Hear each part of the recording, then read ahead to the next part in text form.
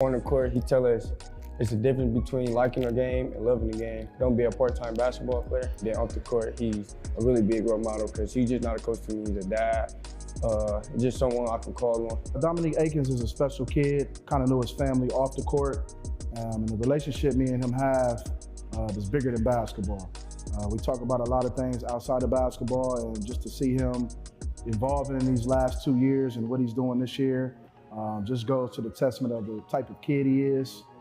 Very hard-nosed, and he's very special to this program, especially after losing to Mr. Basketball and team that's won a city and district championship. And Walnut Ridge has always had the next guy ready to step up, and for him to be doing what he's doing in his junior year makes me feel proud to say that Walnut Ridge is in good hands. I say I want to start engineering just because that's just something I've just been looking forward to since I was a young kid. And that's what my brother went to college for, so he just inspired me to do that. When college coaches come see me, they see that I can score the ball well, I can pass it, play defense, I got a good attitude. College coaches should recruit Dominique Akins because some of the things he's able to do and escape out of trouble, you can't teach that. What he's doing this season, averaging over 29 points in his junior year, seeing double teams being physical with him, I think he has all the tools to be successful at the next level. I know a lot of coaches probably spend a lot of time preparing for him, and the biggest jump from his sophomore year to junior year is he's able to adjust to that. So I think college coaches will just leave Walnut Ridge after watching Dominique play and just see the ultimate competitor he is on both ends of the floor. You know, he's doing big things now in his junior year, so I can only imagine what's going to take place in his senior year. I think he will be ready to, once he touches the floor freshman year, to make an immediate impact to whatever university is lucky to have him.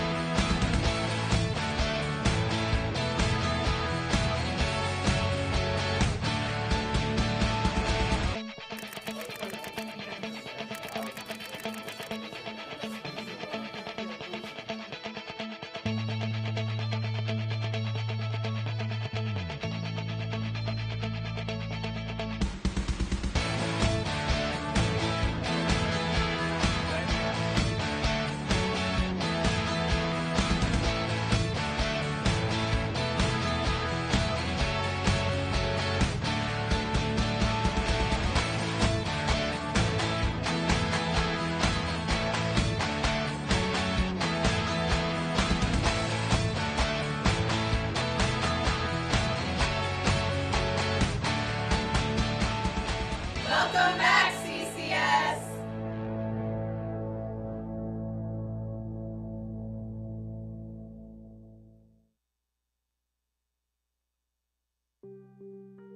Our story begins in the 1950s. That's when a boy on an Italian vacation with his family brought home as many as 10 common European wall lizards to his home in Cincinnati, Ohio. He released them into his backyard, and over the years, the population in the Cincinnati area exploded. The lizards have now made their way to Columbus, specifically Columbus Downtown High School's parking lot. The issue here? As an invasive species, they could disrupt the ecosystem in Ohio and could have a negative impact on native wildlife.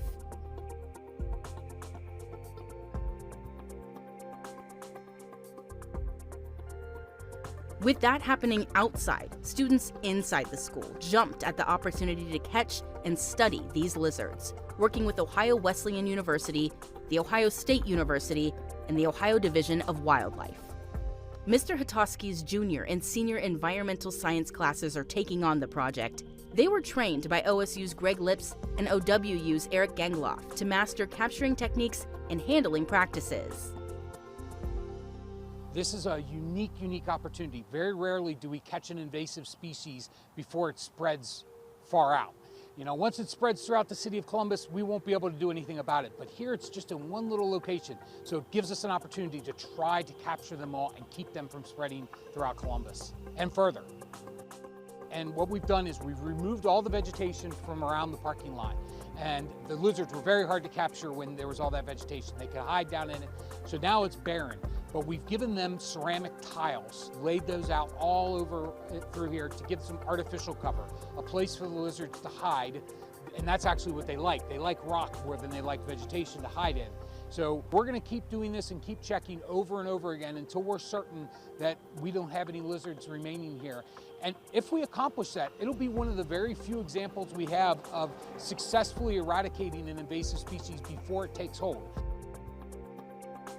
I ain't gonna lie, I was like, you know, lizards, you know, they're part of the way, but then I, you know, discovered there was like rare lizards. I was like, oh, okay, this might be something that we may be able to do, just to learn, you know, more about lizards in general. And as you're walking along, sort of thinking like a lizard, looking at any places where like the sun comes through and makes a nice like bright spot, or even in some of the leaf litter here, would be a good spot for them to go if they weren't necessarily, if the tiles weren't warm enough yet, or if they just hadn't chosen to go under one. Quickly into their first search, lizards were spotted in their preferred habitat, cracks in the walls.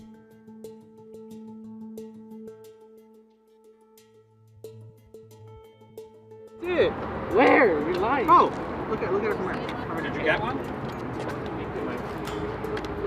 Right there. Oh, look like this one. But it's, I'm just telling you. They of course love the crevices between the bricks or any cracks in any walls or foundation. It gives them a nice tight space to feel comfortable, to stay warm, to avoid elements or predators. The more of those places that we can remove on these sites, not only put the lizards a bit more out in the open where we can catch them and move them, but take away places where they could hibernate and overwinter and continue to be successful here. But that wasn't the only place they were spotted. Researchers found more in the leaf litter along the fence. When we do catch them, we put them in socks. Like they have air, they don't die. And it's just more comfortable for them so they're not suffocating or anything or squished.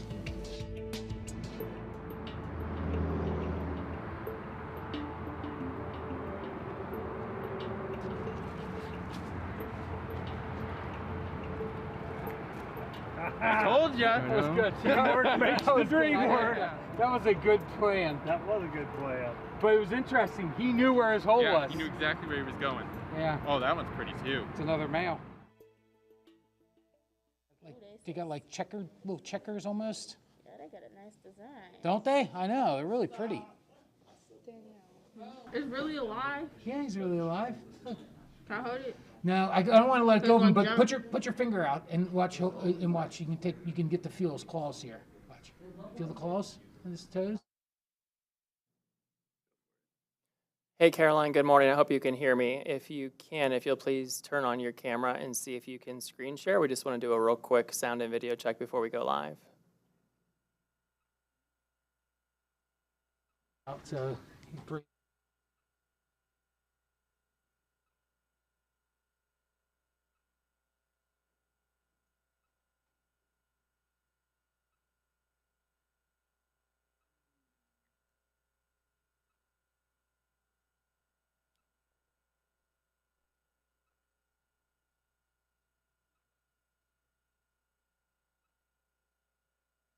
And then do me a favor, Caroline, unless you're already doing it, just do a quick check 1, 2.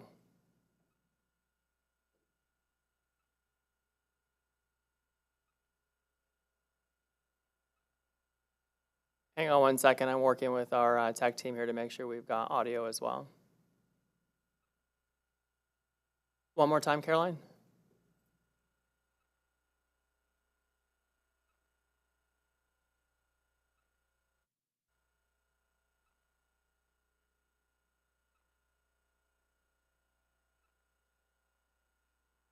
Can you sound check for us one more time, Caroline?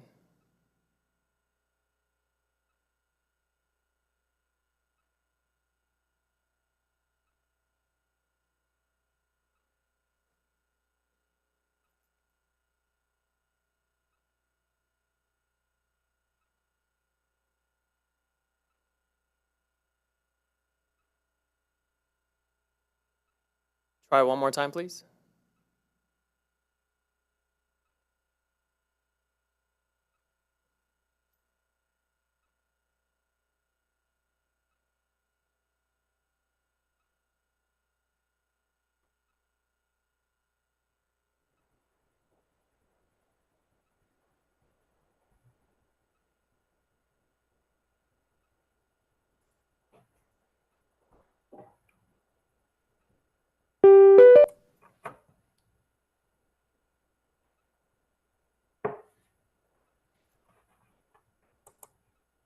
Can you try again, Caroline? We've got your video, but we don't have your audio right now.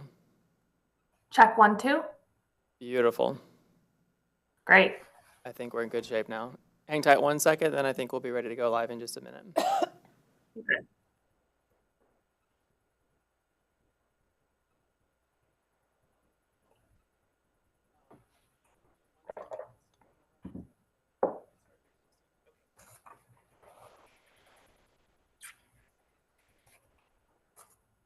Experience and promotion and increasing my knowledge just around leading a team of people, again, occurred in Columbus City Schools. I've always believed in giving back. I come from a family of teachers on my mom's side and military personnel on my dad's side, so we've always believed in giving back, and Columbus City Schools seemed like the perfect opportunity to give back and kind of help shape the future of the whole city I've been living in. And the city has provided so much for me, so I wanted to provide something back to the city. The most rewarding experience has been able to give our students one-to-one device. Each student in Columbus City Schools has a device today.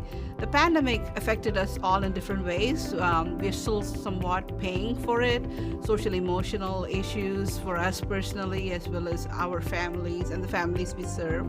But the most rewarding experience I would say that has come out of it is our ability to provide for our students. We were never a one-to-one district.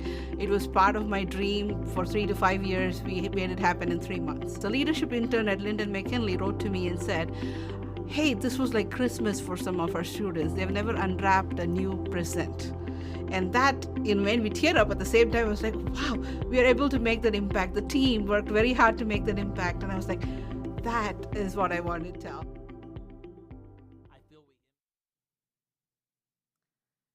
Good morning, everyone. Welcome to the Neighborhood School Development Partnership for December 7th.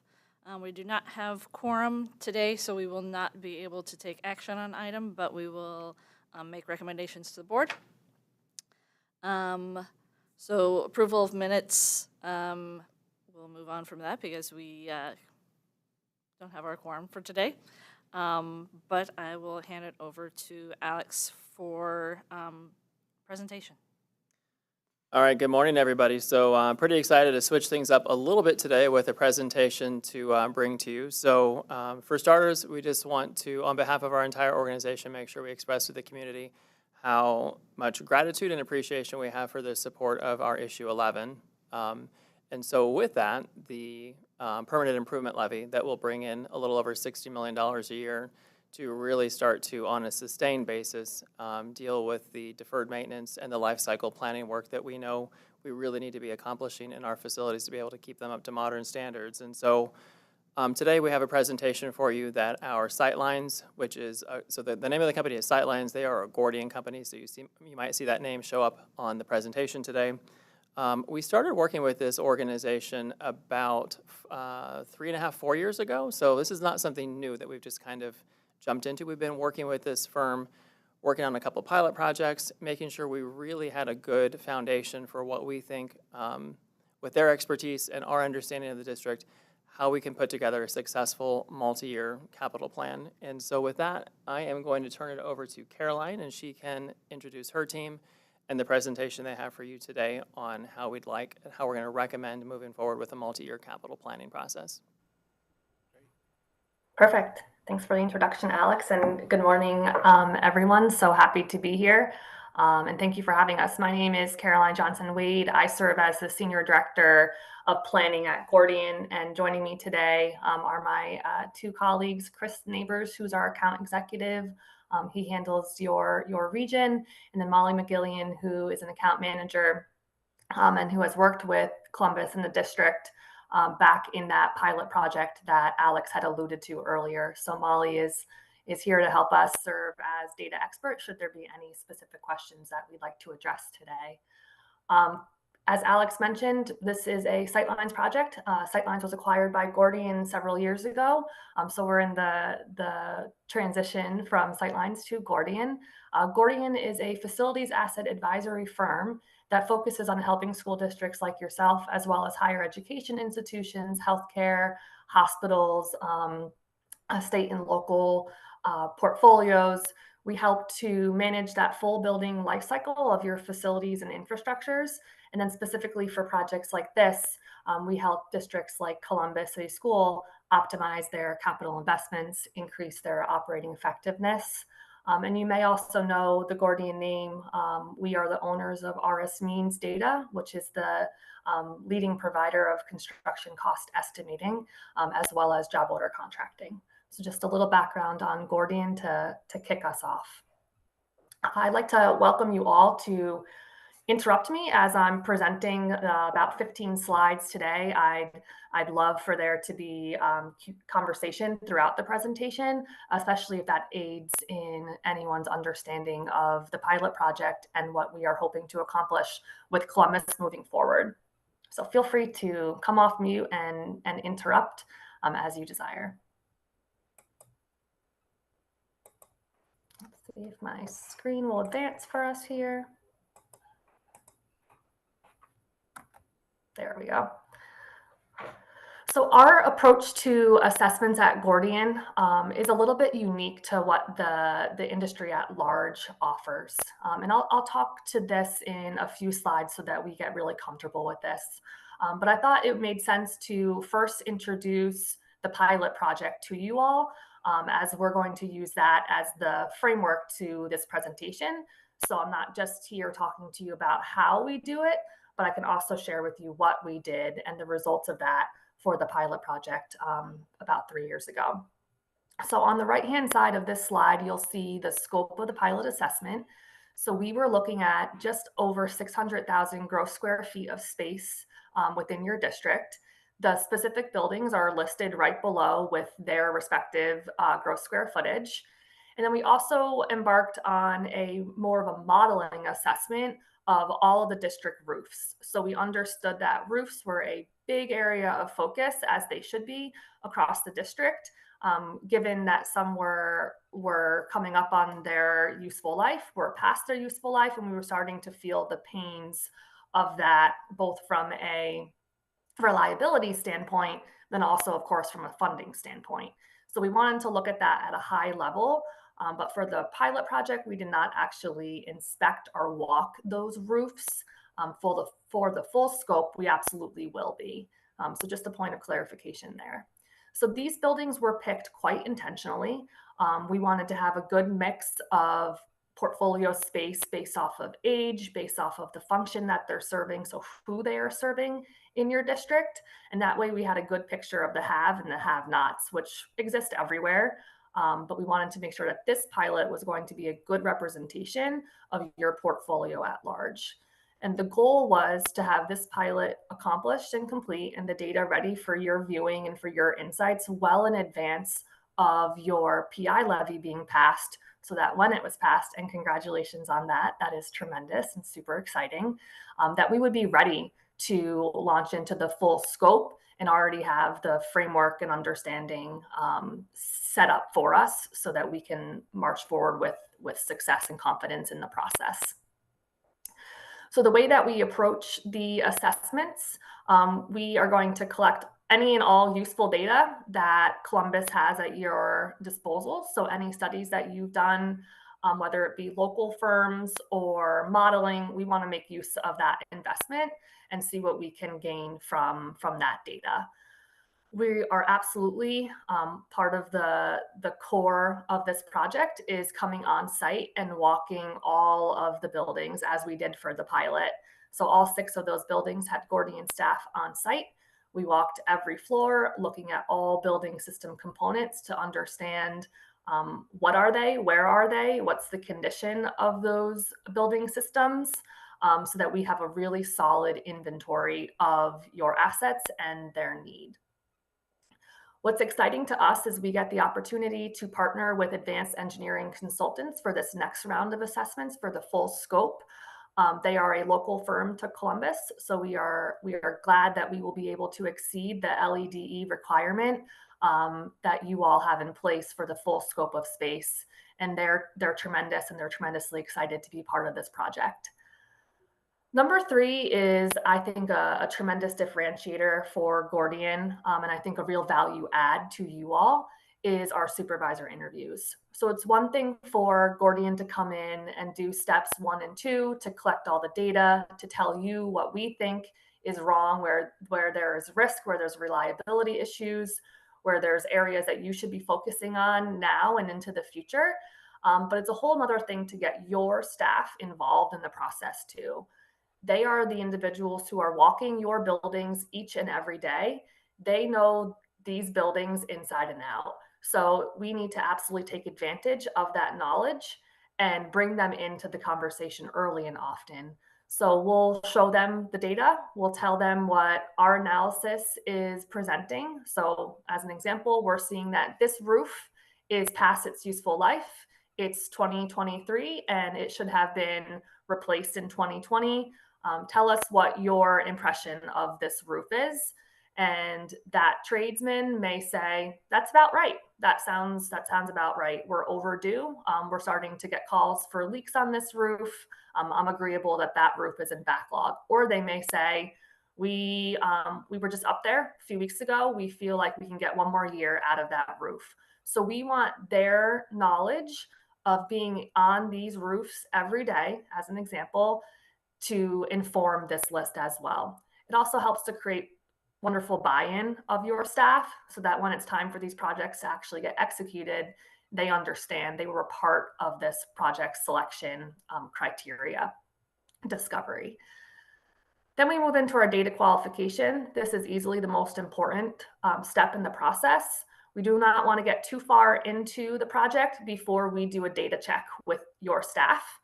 So with Alex, with Bob, with his trades team, to make sure that what we are seeing and that what the data is telling us feels right, that we're not telling you anything that's so out of left field that we begin to wonder the accuracy of this data.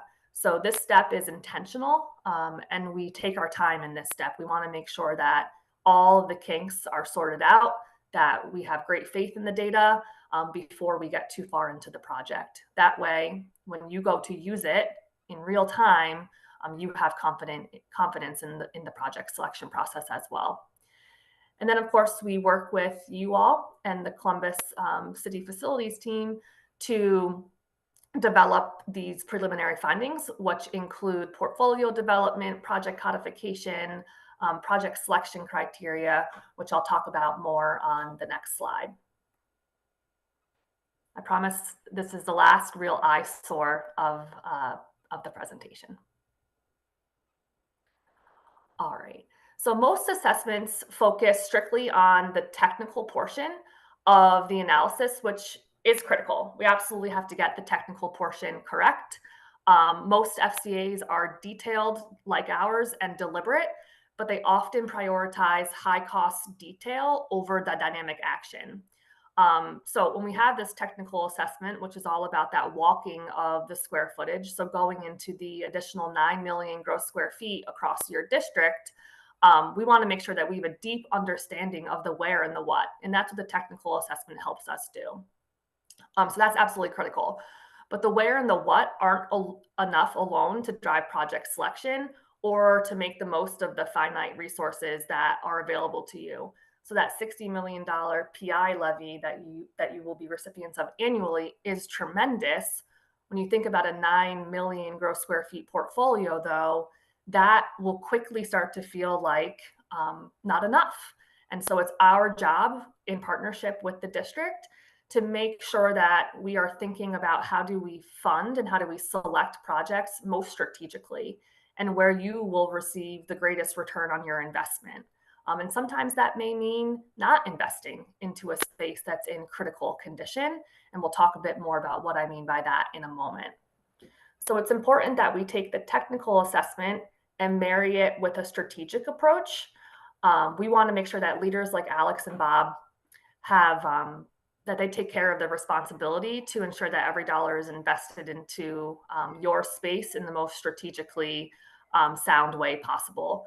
So by layering on strategy, which is about building portfolio creation, so we're going to group buildings, outline investments based off of funding strategy, based off of the mission of the buildings across your district. And with the upcoming master plan, I think this is really timely, as well as funding identification. So of course the PI levy, $60 million will be a consideration, but what else is out there that we should be aware of? And what scenarios do we start to see unfold with that $60 million and where it will not cover? And then funding allocation. So when you have the $60 million and you have more need than that will fund for, how do we start to slice and dice that data to help you make the problem smaller, which is the ultimate goal? So when we layer this top-down, bottom-up approach and we do it effectively, we're able to deliver a multi-year capital investment plan that you can then go take action on and take action on that with confidence.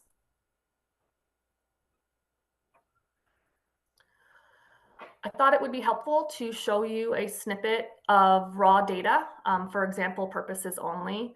So this is your data from the pilot as it exists on our cloud software platform that you will have access to in the full scope of the project to show you that here's what a technical assessment would look like.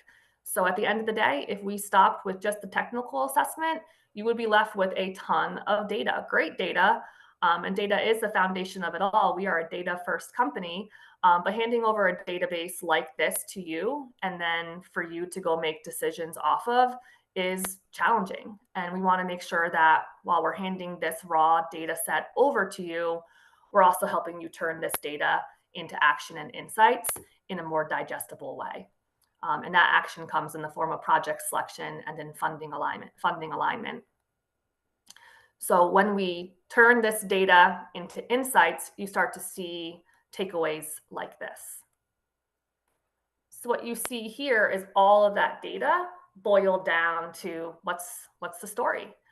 So when we look at this, the pilot project, so again, this is your data from the pilot project, uncovered in those 6 buildings, $42 million of deferred and renewal need over this 10-year time frame. The red and purple portions make up the most critical need. So when we say backlog, which we codified with your team, this means that these systems are no longer operating effectively or efficiently. They are past due. And that brings risk into the conversation. And then the A time frame, or the purple bar, is renewal need that's coming due in the next 3 years. So here we are 3 years later. It's safe to say that that need has now shifted into the red category if those projects have not been funded. So here's just a different look. So we go from $42 million of overall 10-year need. If we sparse out just the backlog and the A timeframe need, we're just shy of $30 million. And we know that time does not stand still. Things evolve for better and worse. We know that in Westmore and West Broad, we have added air conditioning to those buildings since the pilot. So need that did not exist back in fiscal year 20, those systems now have need associated with them. We might not see it in this 10-year window, but we will in 15, 20 years. So a fantastic enhancement, especially will have positive impact on students and the staff that teach in those facilities. But now dollars that didn't exist before exist, and we'll have to capture that. So the story changes and evolves daily. This data is dynamic, and we need to treat it as such. Oftentimes, I find that I serve as the bearer of bad news, and so I'm gonna carry that burden for just 1 minute here. I mentioned that time marches on, so we wanted to see, assuming the investment and the funding levels that existed back in 20 were in place for the last 3 years, how would the need, the backlog, the critical need grow, or how did it change over those 3 years? So it basically grew by just north of $10 million. So again, the goal is not to scare you, but instead to highlight the importance of getting a handle on this data, and then having the framework to create action on it. So to make use of that $60 million annual investment that we now have, to start making a dent into this backlog and this reinvestment need. It's really important that we not only, stop the bleed, but we also figure out how to approach all of this in a holistic and strategic manner.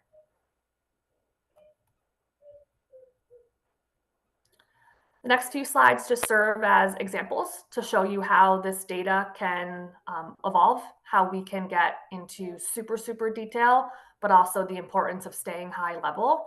Sometimes detail can overwhelm and can freeze us in inaction. So there's time and place for that, especially pending what your role in project selection is. So in case you're curious how the $42 million was distributed across those 6 pilot buildings, you can see that West makes up the bulk of that need. That makes sense. West is 106, or it would be a 109-year-old building today. So that intuitively makes sense. Whereas buildings like Westbound, under 10 years old, they're going to be here on the far right side of the chart. So age is certainly an impact in need, absolutely. So this helps draw the picture that across the district, there are these pockets of have and have-nots. And when we take a 600,000 pilot and scale it up to 9 million square feet, that conversation becomes really important to start to understand where are the haves, where are the have-nots, and what's our goal? What's our goal to maintain the haves and to problem solve for the have-nots? Again, one more example of how we can slice this data down even further by core building system. And then for those who have technical data, if that excites you, we can go all the way down to Uniformat 5, I believe, which gets you super, super detailed. What type of roof, what material is that roof, all of that good stuff. So for folks like Alex, who sit in his seat, who that type of detail is important to him, he will have that, and then have the ability to roll that up all the way to Uniformat 1 level, like roofing as a system descriptor. I'm just going to pause here and make sure that no one's waited for me to catch my breath to come off mute to ask a question. If not, I'm going to keep going. Great. So that was heavy on the technical side, absolutely. And now we're going to shift a little bit into that concept of strategy and what did I mean by that as I was explaining that earlier in those introduction slides. So I mentioned that conditional loan, while important, so that A timeframe, the critical need, it's super important, but it can fog up our ability to make good and well-informed decisions around project selection and funding. So we believe that we should also define investment criteria, so to understand that every single asset in our project list will be tagged with one of these criteria. And very quickly, those are reliability. So if we don't focus on these or address these issues, we're dealing with imminent failure that may result in program disruption. So having to move a class out of a classroom because the windows are too drafty and it's a sub-negative school day. Safety and code, that's pretty straightforward, but any code compliance issues, we want to make sure that we call attention to those. asset preservation. These projects help to preserve or enhance the integrity of building systems. Economic opportunity, this is really huge. So if you have a climate action plan that you're focused on, this calls attention to those projects that give you a return on your investment and can help you with any of your emission reductions. So areas where maybe if we invest in a new efficient boiler, we'll see our utility bill drop down. So these projects oftentimes pay for a component of themselves. And then program improvement, really important, so that your students, your staff, those who are in your community, those who are in these buildings every day are feeling the impact of these investments. They're not always so concerned about what's happening behind the walls or in the floor, but they absolutely feel the impact of fresh paint and carpeting, good signage for safety purposes and all that good stuff. So that's critically important here too. So each asset that we capture during our inspections will ultimately have an investment criteria assigned to it. And here's how it shook out for your pilot buildings. So makes sense that given the mix of age across the pilot buildings that we'll have a fair amount of reliability. And then asset preservation often makes up a large chunk of this. I imagine as we scale this out to the remaining 9 million square feet, that these beach balls will look a little more evenly distributed, but reliability and asset preservation will, in our experience, make up a larger bulk of the need. One of my favorite parts of the project is getting into the building portfolios. So I often hear that when we do FCAs and we're showing the data for the first time, that there's a bit of sticker shock, that there's no way these numbers could be this large, especially if your day-to-day is not in the facilities. So sometimes we stand in front of an audience and we say, you have $800 million in need. And we get blank stares back because they have $5 million in funding. So how are we going to make sense of that gap? What are we to do with that? And the building portfolios is a way in which we start to say, let's continue to take action on this at that $5 million, while may seem small, let's get the greatest impact from that $5 million. So what the portfolios do is they intentionally carve out areas in the project to make that problem smaller. So by creating portfolios, we use your district's goals and objectives to start to segment your buildings into portfolios. So it could be as basic as elementary schools, middle schools, high schools, and support systems schools, or support areas, excuse me. It could be as simple as that. It might be by geography, so region within the district. We can start to break this down. It might be on population served. So how many students are you serving in each building? So enrollment levels, in other words. That can start to help us understand where are we most risky across our portfolio, and how might we have to take that $60 million and assign it to portfolios. Because again, all buildings are not created equal, and thus we don't want to fund as if they are. So this allows us to define those areas of emphasis and provide concrete rationale for facilities funding distribution to help make that backlog more manageable and to really address that critical need in the most strategic manner. Based off your portfolio, I think I've just got a slight delay on my end, so excuse my computer.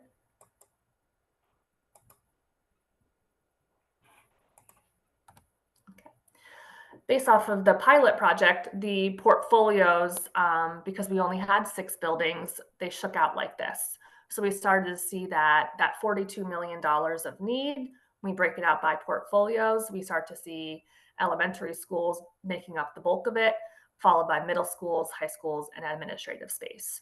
So on a larger scale, you can start to see the value of this information, being able to bucket it out, so we can start to see where is the risk and how might we start to tackle this. And it helps to frame the conversation, as I mentioned. I thought this slide may be interesting for you all. There's a lot here, so I will breeze through it and you'll have access to this presentation. So feel free to slow it down next time you look at it. But what we have here is this idea of putting building age into context. So when we look at our entire database of construction, these blue mountains represent the percentage of space that falls into each of these construction eras. So we break that down into pre-war, those buildings built prior to 1951. These buildings are categorized as being super strong boned buildings, but programmatically out of date. Typically they have lower ceilings, the doorways are quite small, and just don't necessarily meet the standards of today's learning practices. Then we move into our post-war. So these are the buildings that were built quickly as a result of the GI Bill being passed and the influx of folks coming back from war into both the K-12 education sector as well as higher ed. So these buildings are categorized as being built really quickly, flat roof encasement windows. They typically have a tremendous amount of deferred maintenance in them. They're lower quality and they're in need of attention. At this point in time, they've gone through at least 2 major life cycle renewals. And our data tells us that we haven't always kept up with these buildings as best we could. Moving into the modern era, this is defined as quick flash construction, again, low quality components. So these were, despite being a bit younger, may actually have more need than even your pre-war built buildings, just due to how they were constructed. And then your complex space. So these are your buildings that built post 1991. So some are your brand new buildings, where some are hitting their first major asset renewal need, today, or just slightly past due. While these look really great, they're usually defined as having a lot of glass, a lot of high-tech features. They can be an operational nightmare in that they are highly complex. Oftentimes our trade staff has not kept up with the changing tech requirements of these buildings. And so while we see some efficiencies in how they were constructed, we're not out of the clear on these buildings. They're more expensive to maintain and repair compared to those post-war and modern spaces as well.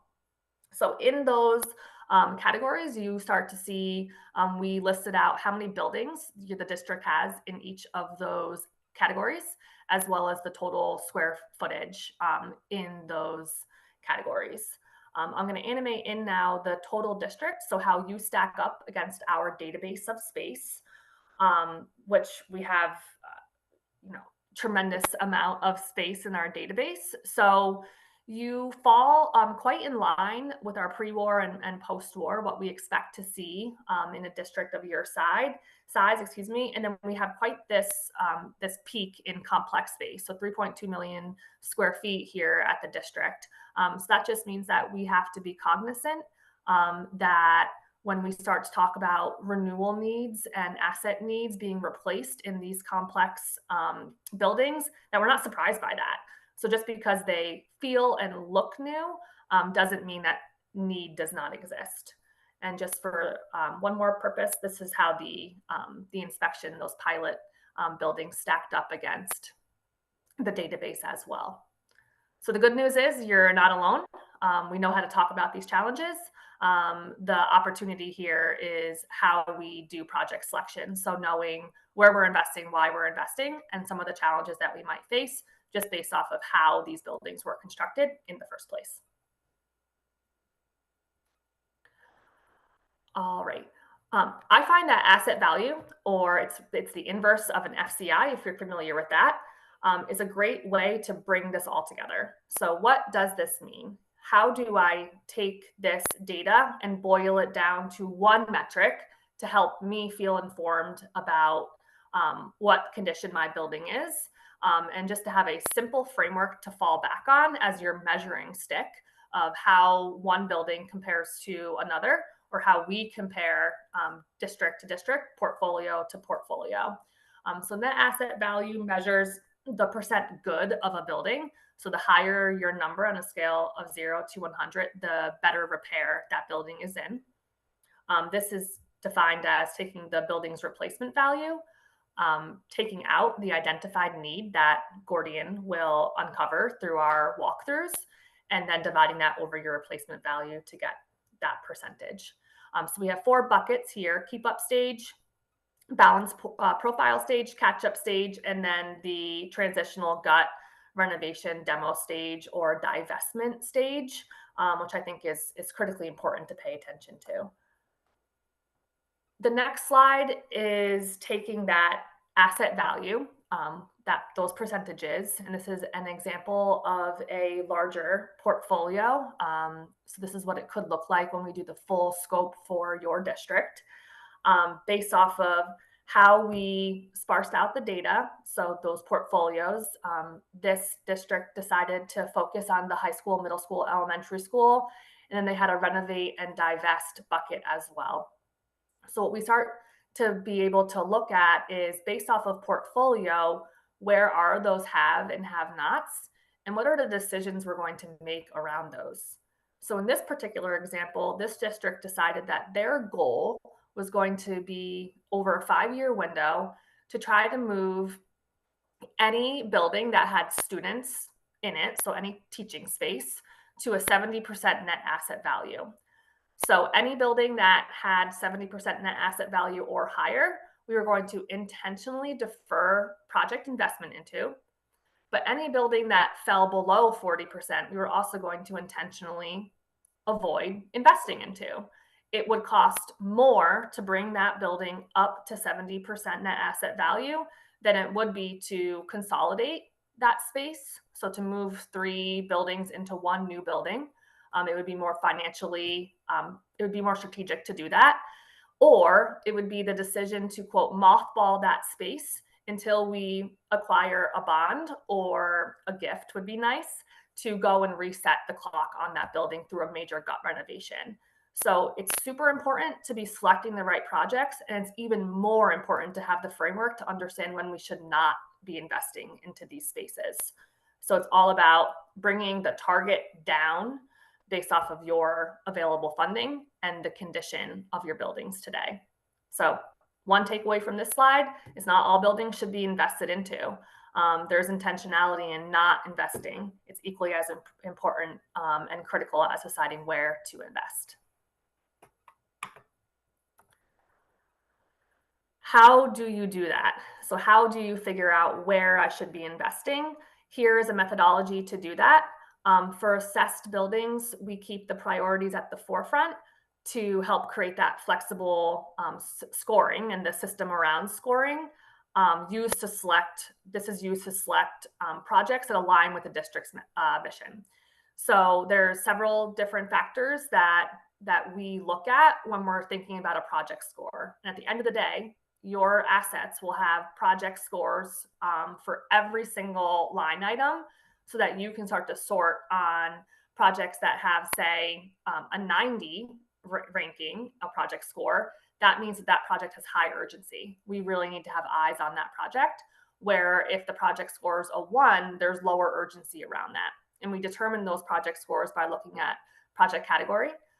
So whether it's a modernization project or it's truly a repair and maintenance project, that investment criteria that I spoke about earlier, so things like reliability or asset preservation, the time frame. So if it's a more urgent need in the next 1 to 3 years, we weight that a little heavier. User demographic. So in the pilot, we, given the small sample size, we weighted based off of the type of school, so high school, middle school, elementary, or administrative, or more of that support space that might just house equipment and things like that.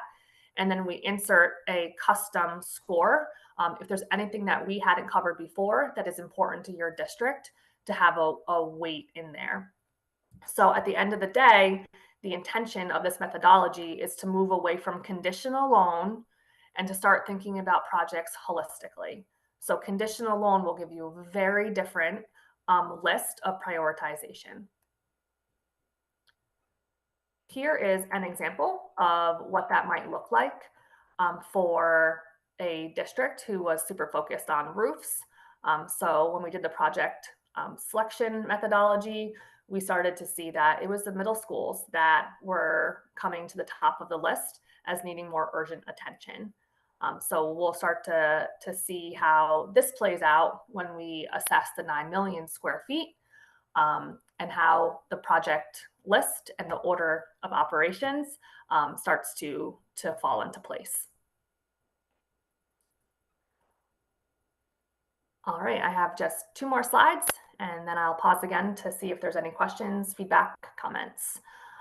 So this slide is really important, and I recognize it's a bit detailed for a call like this. I typically spend 20 minutes on this slide alone, so bear with me as I just give you the high-level takeaways here. When we look at a chart like this, this is total capital investment by funding source to target. So this helps answer the question, what should we be investing annually to just keep steady state?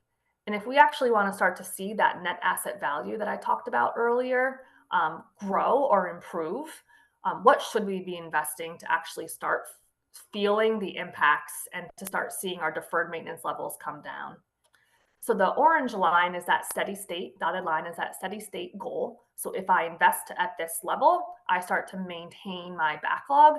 That means that generally across my portfolio, things will appear as they are today. Where if I get closer to that dotted upper line, that red line, I start to see and feel the impact of my investments in that my users are going to actually feel like there's been an improvement across the district. So this is not your data. This is a sample district. What this tells us is we can start to model this out by funding sources.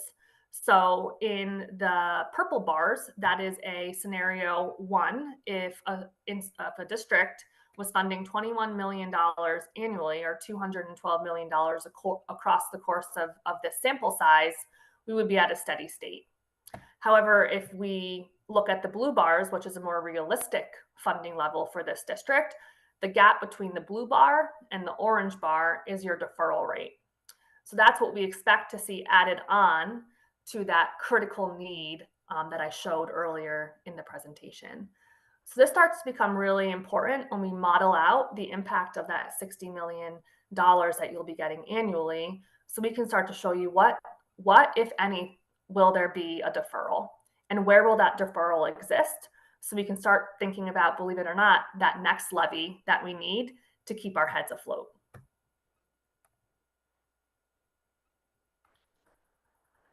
So here was the executive summary from the pilot project. As a recap, we identified $42 million of deferred and upcoming need over the next 10 years. We need to address the future need before these elements become past due. So that $30 million of critical need grew to about $41 million of critical need. So we absolutely need to come in and put that strategy in place so we can stop the bleed, as I mentioned earlier. Super important that we use the project selection to get you the greatest return on investment, and also to help you start to segment out your space across the district so you can break it down into more manageable pieces. And then lastly, by extrapolating the assessment data, we can begin to identify optimal levels of investment for district goals. So we need that investment to just catch up to bring us back to that healthy net asset value.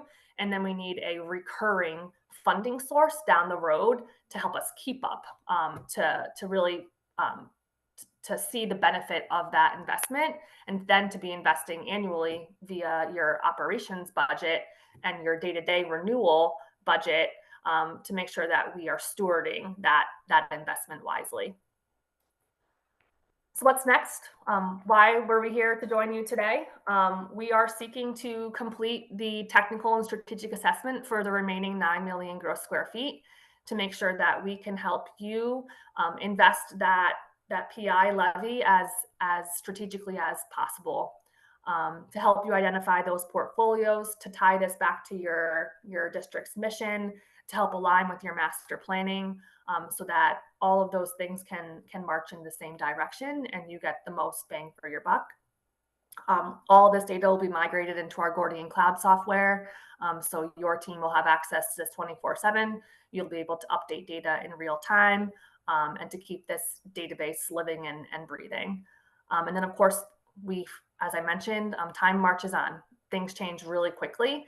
So there's optional contract years are included in the proposal that Columbus has for consideration should you want to make sure that this stays up to date for as long as possible.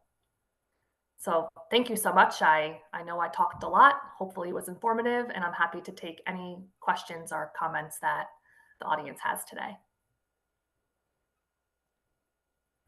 Thank you very much. And I'd open it to any comments both in the room and online. I'd add one that I noticed that I probably got questions answered as you went along. Because one was the portfolio of like, is there a way to do multiple ones to compare? Because I would see that elementary schools would potentially cost more because there are more of them, essentially. So then when you got to that methodology, that sort of like helped create more of this apples to apples instead of apples to oranges of comparison between what cost and where the money should be spent. So it was good to see sort of how you evolved all of the data so we could understand the best we can all of that in data. With that, I will open it to any other comments or questions in the room or online. Certainly a lot of a lot of data, a lot of information. Like Jennifer, I was making notes for questions and then they were getting answered. So I think that's good, and certainly a lot for us ongoing how we apply some of this to the work that we do. One of the questions I know throughout, I was wondering how the weighting was going to happen in each of the individual categories. And so is that something that's done in conjunction with, like Alex, your staff, to help really prioritize some of the weighting structures that you use in each of the categories? Or if you have Absolutely. a set scoring approach?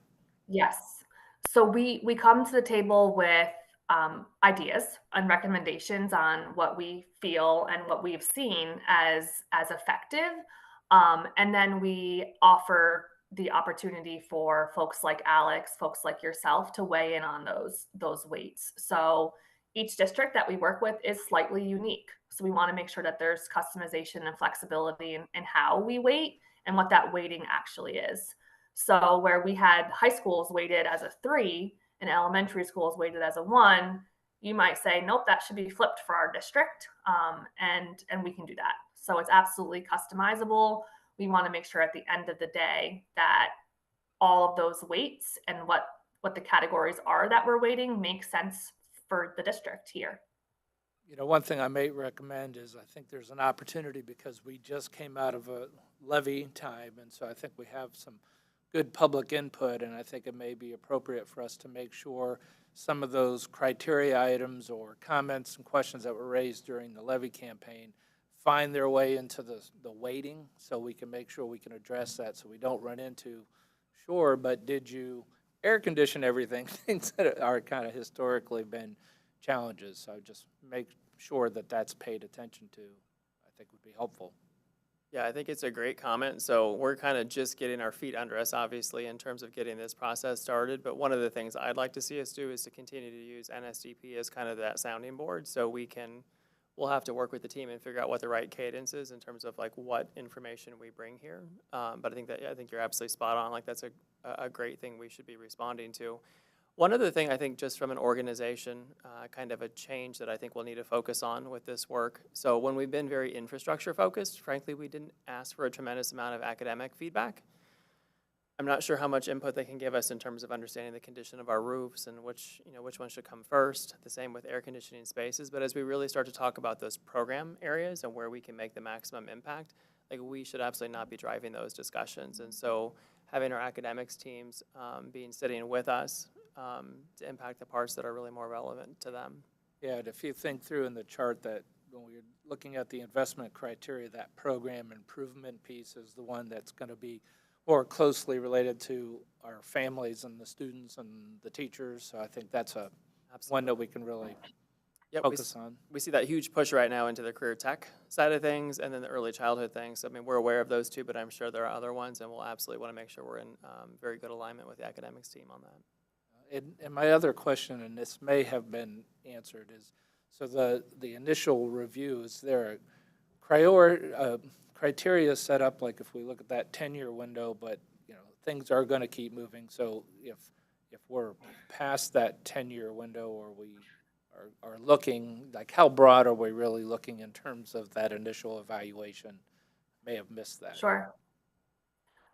So we focus on the 10-year, just so that it's not death by data, if you will. However, we can go out. I think Molly just gave me a thumbs up. 100 years, I think, easily. So we can go out as far as you'd like to go.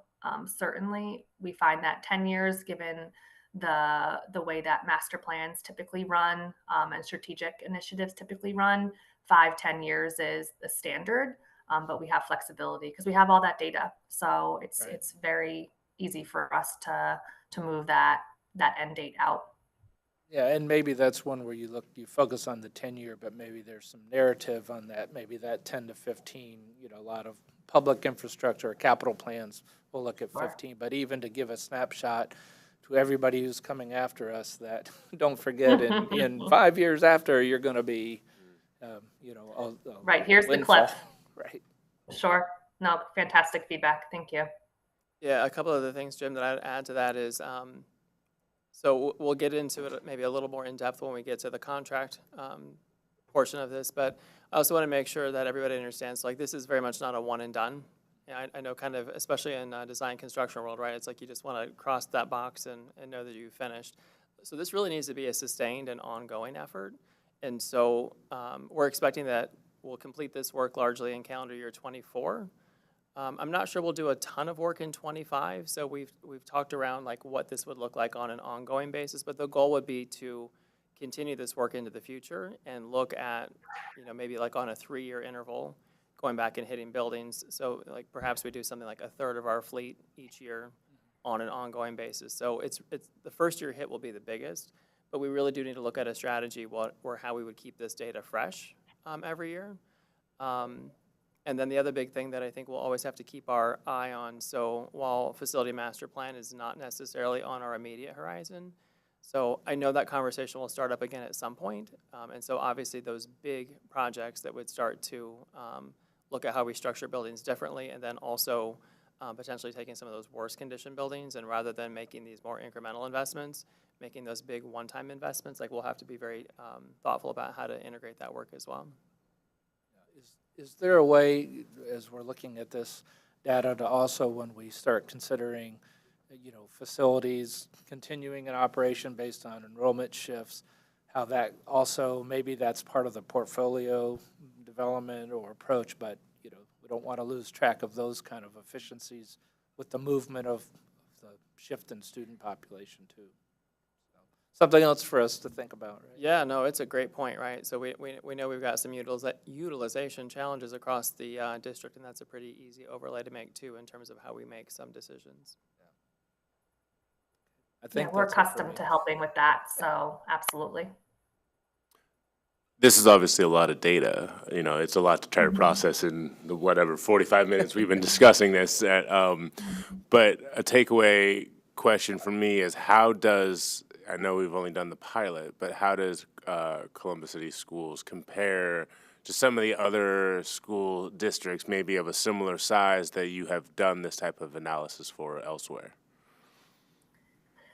I don't mean to, it's a fantastic question. I think a year from today, I'll have a really great answer for you.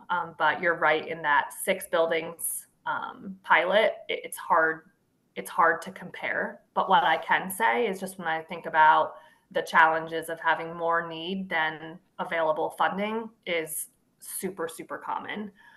So that you're not alone at all. You know that already. I'm not telling you anything you don't know. So I think that there's commonality there. And then of course the reliability, you might have a bit more reliability when I look at that beach ball compared to other districts of your size. And I think that's just, we know that roofs were a big challenge for the district, so we paid close attention to that. Roofs, we now have a program in place that we're replacing several roofs at, kind of as we speak. So we expect to see that reliability distribute out a bit differently with the full scope. Molly, if you have any other feelings on that, but I feel like we need that full scope to give you a solid answer. But what we can intentionally do is weave in some of that peer data in that analysis so that you do have that compare and contrast. Yeah, Jeff, I think one thing I would add, so we were talking about this earlier this week as we were just making preparations for this even presentation, but I'll be honest, like it's a little embarrassing to say, like, you know, you feel like you need to have a pulse on the condition of your buildings, and yet we're so big and so thinly staffed that you kind of know what's brought to you versus just knowing. Right. But even thinking about what we've been able to do here in the past 3 years with ESSER funding, so we've made an enormous push in terms of HVAC improvements and now roofing improvements. And like none of that's even caught up in the pilot work because it's so new. Yeah. And so like it's one thing to say you're gonna get this data, but it moves in such quick fashion that it really does take a different sort of energy than we're used to be able to keep on top of it. Yeah.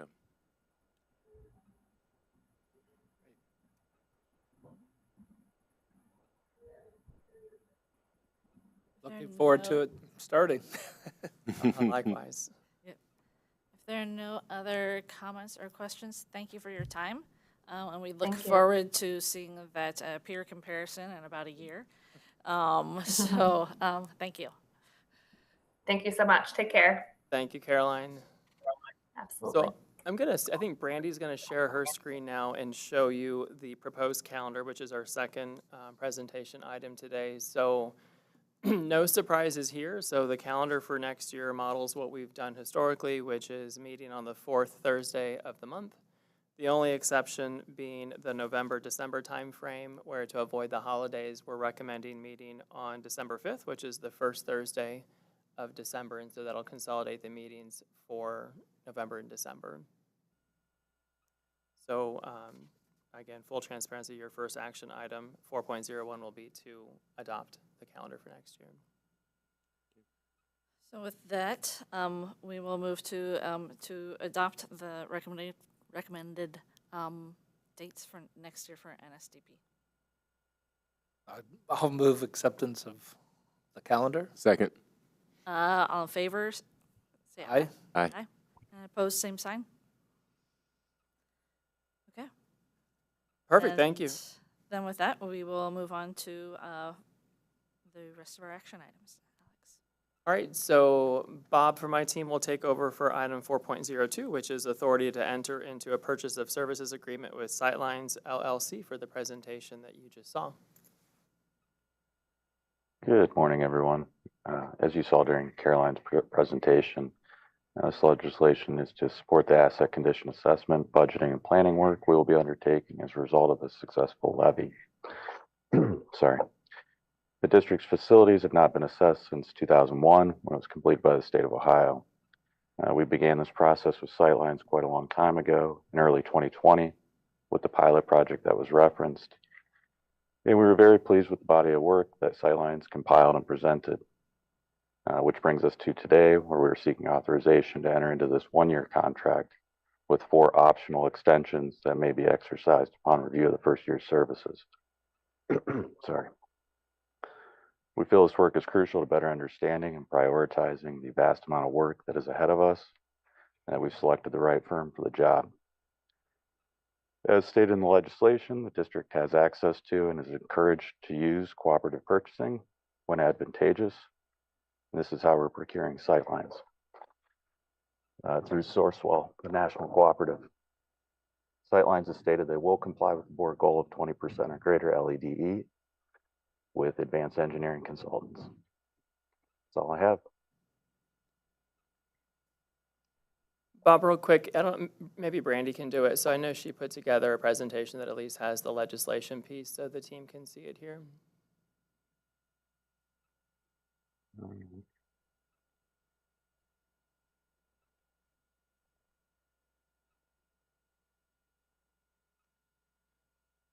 This contract is pretty basic compared to many of the ones you see, but so there's the legislation. You'll see the total contract amount for the full amount.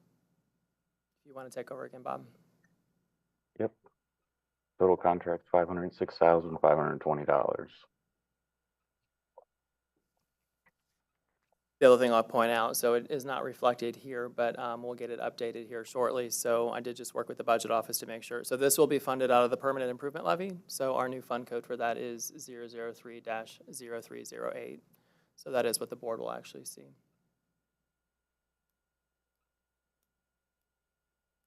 And they will complete the assessment of the rest of the properties within this 1-year contract that we're recommending today? Or? That's correct. Okay.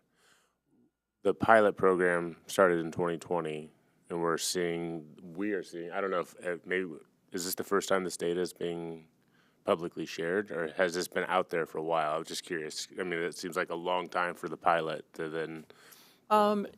So I don't know that we typically talk a whole lot about building condition. It's certainly one of the things that we'd like to move towards. So we've seen a couple examples of school districts who, frankly, just dashboard their building condition.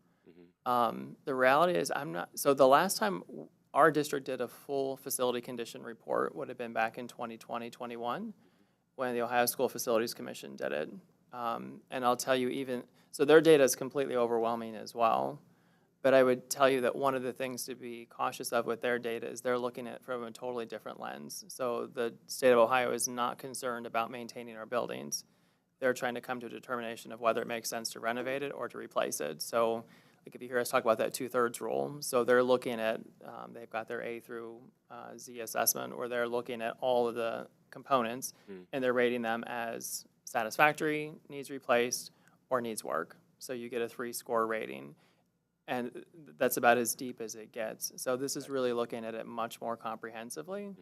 And I'm not sure that I'm aware that that's ever been done across our organization. I guess maybe to follow up on Jeff's question, have some of the projects that we've been looking at been identified in the pilot, and that's how they moved forward, or like how the pilot has been used to fix things, I guess? Yes. Yeah, absolutely. So, so let's start with the easy one. So, like we knew the condition of Westmount and Georgian Heights are the newest buildings, so they don't see a lot of deferred work.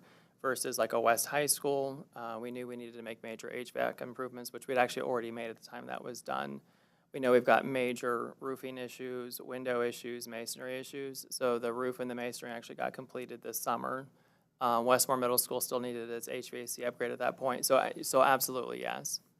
So maybe it would be helpful as we're moving, as we complete this and then we move forward with projects. I think maybe when projects are presented, it'd be nice to refer it back to the study. That way, people past us can say, oh yeah, that was really a helpful tool. And we used, as we applied the methodology to our decisions and the projects that we are pursuing, might be a good way to kind of keep it moving and keep it relevant. Yeah.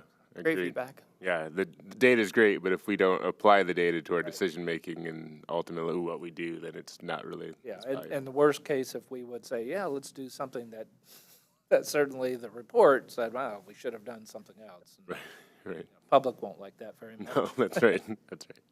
Yeah, no, great feedback, because I think that's part of the value of a multi-year capital plan is that hopefully projects aren't coming as a surprise to anybody. Right. Nobody should be surprised, because hopefully we're dashboarding that in some meaningful way that people can see what the plan is. Not that the plan won't change from time to time as well, but thank you. With that, I would move approval, move our recommendation forward on the contract with Sightlines. Second.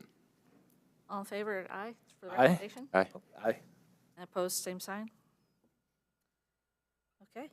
All right, that takes us to 4.03, which Brandy's going to present, which is award of a general contract to Sheedy Paving for asphalt repairs and replacement. Okay, hopefully everybody can hear me okay.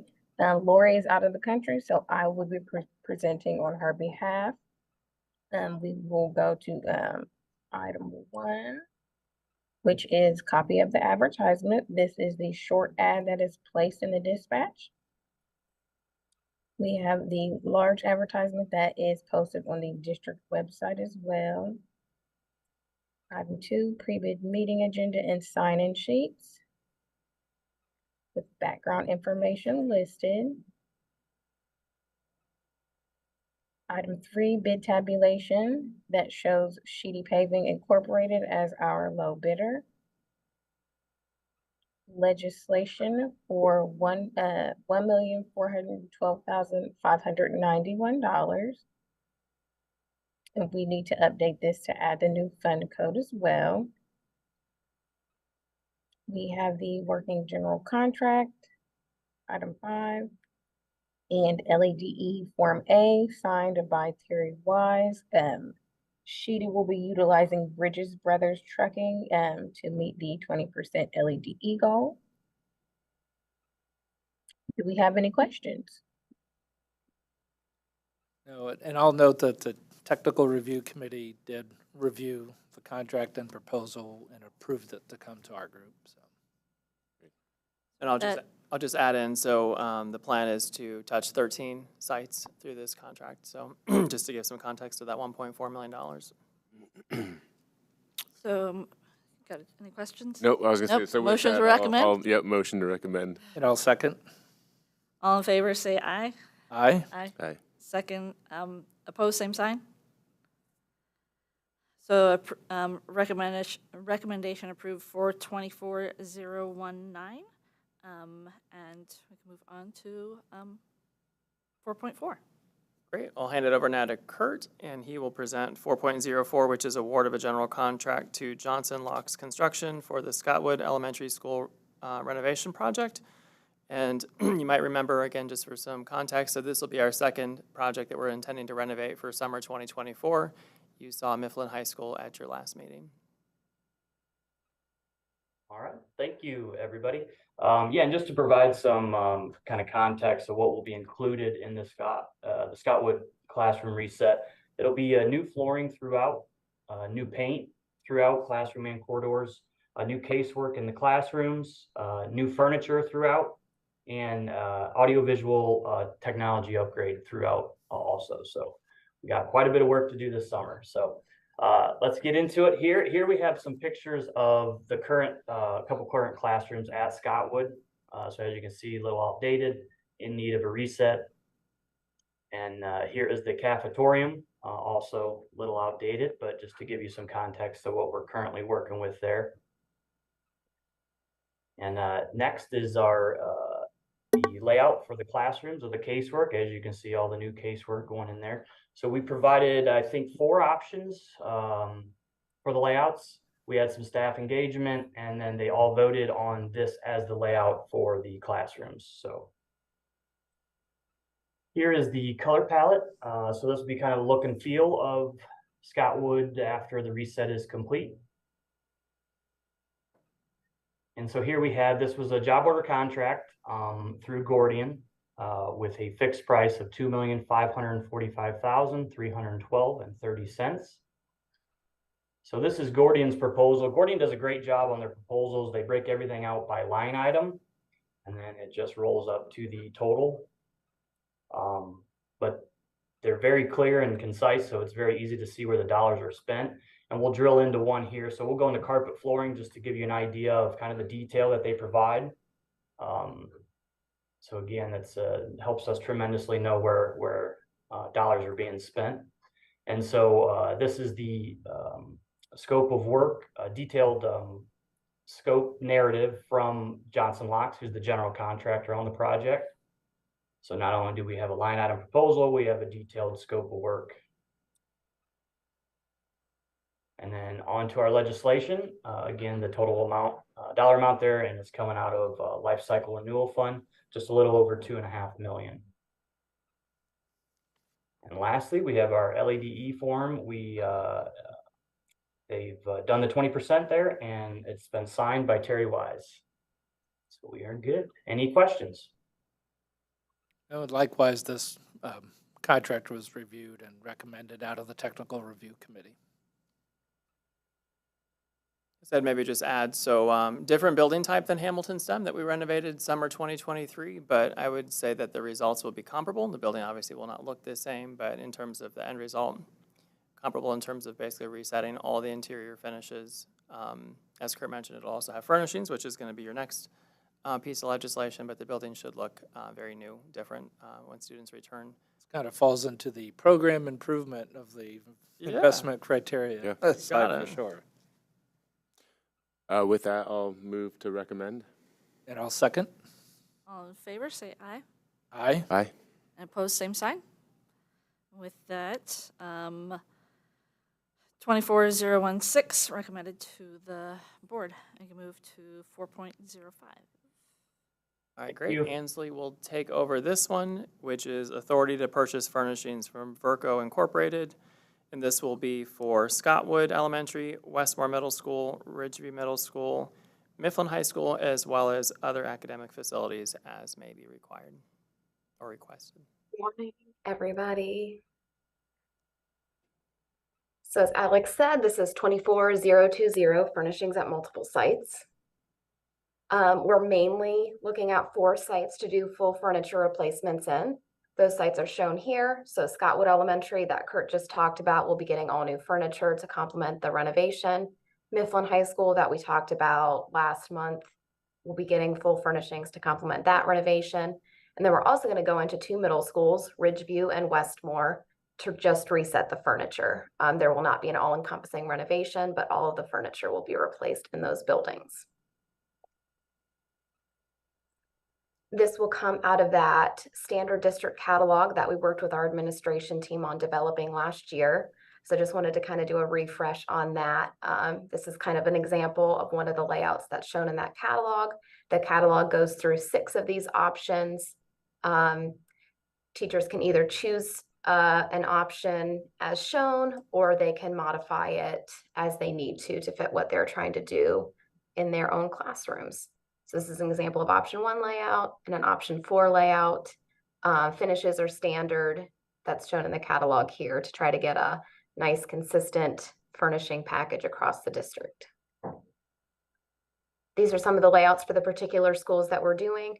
This is an example of Scottwood Elementary School that picked one of the options. That's a mix of tables and desks.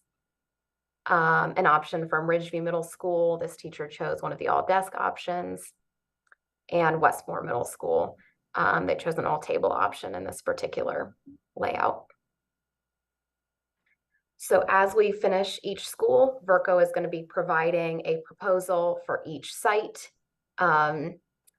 We should have those finalized for those first 3 schools here in the next month before winter break. We should be ready to issue those purchase orders.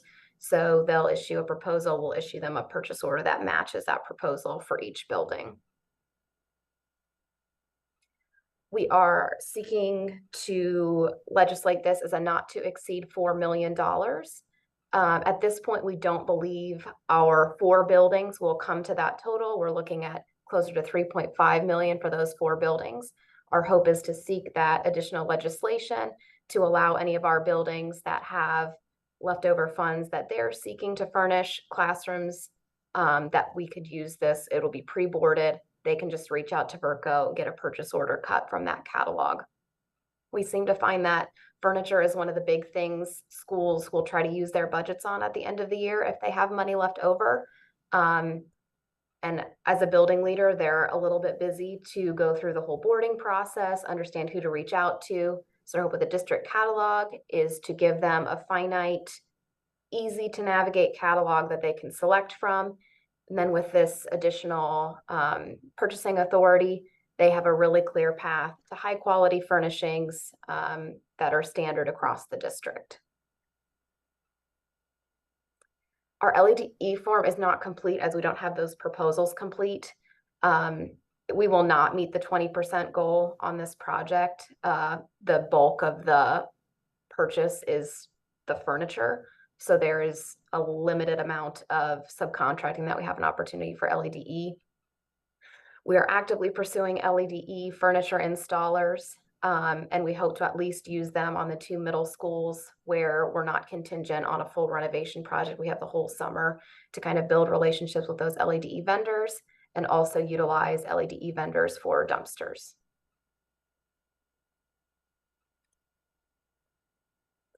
And that is the end of my presentation. I'll take any questions. You know, I have probably a silly question that we've never asked. What happens to the replaced furniture?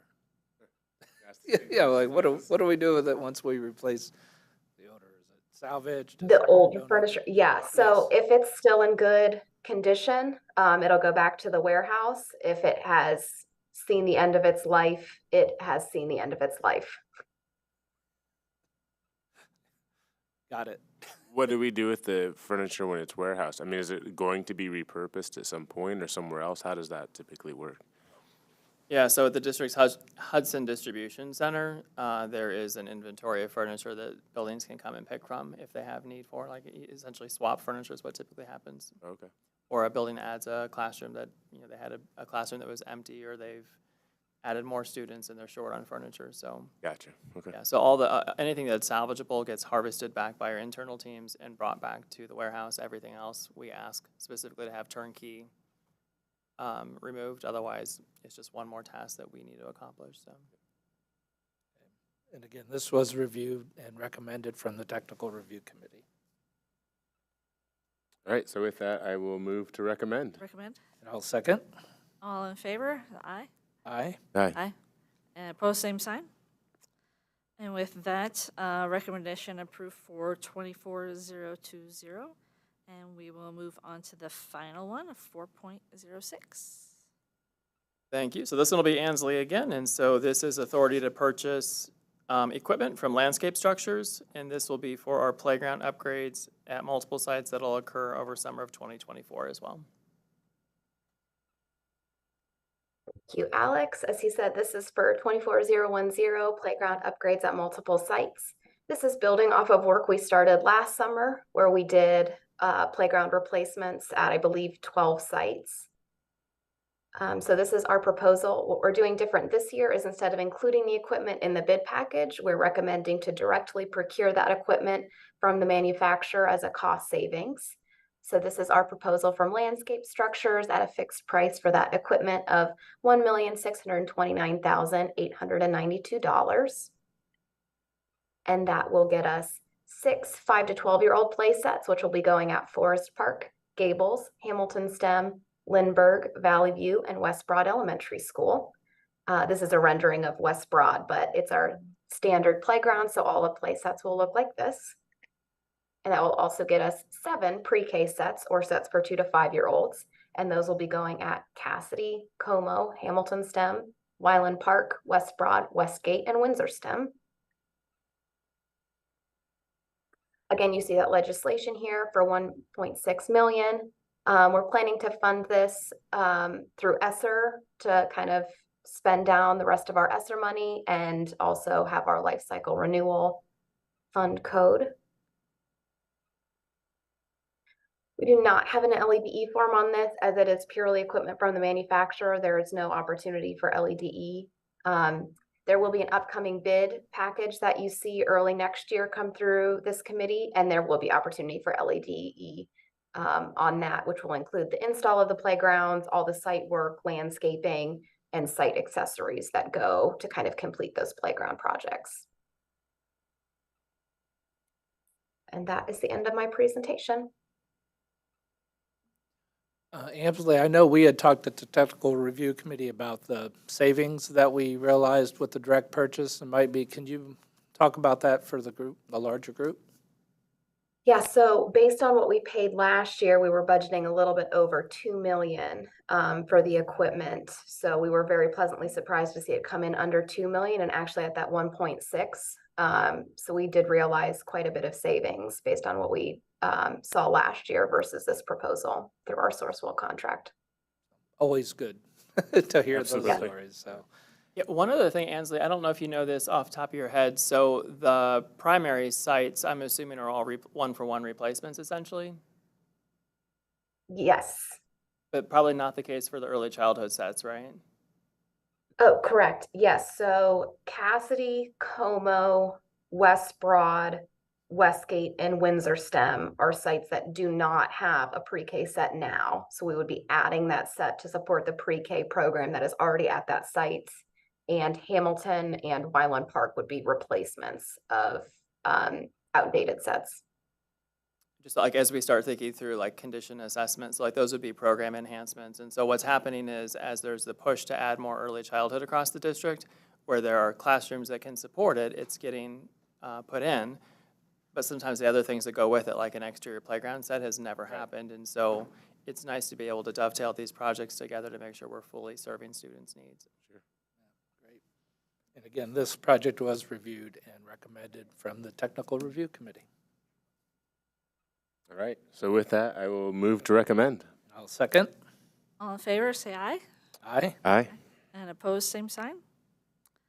And with that, recommendation approved for 24010. Thank you, Ainsley. Thank you. And with that, I'll ask if there are any comments or anything from the Board of Education or the Superintendent's Office.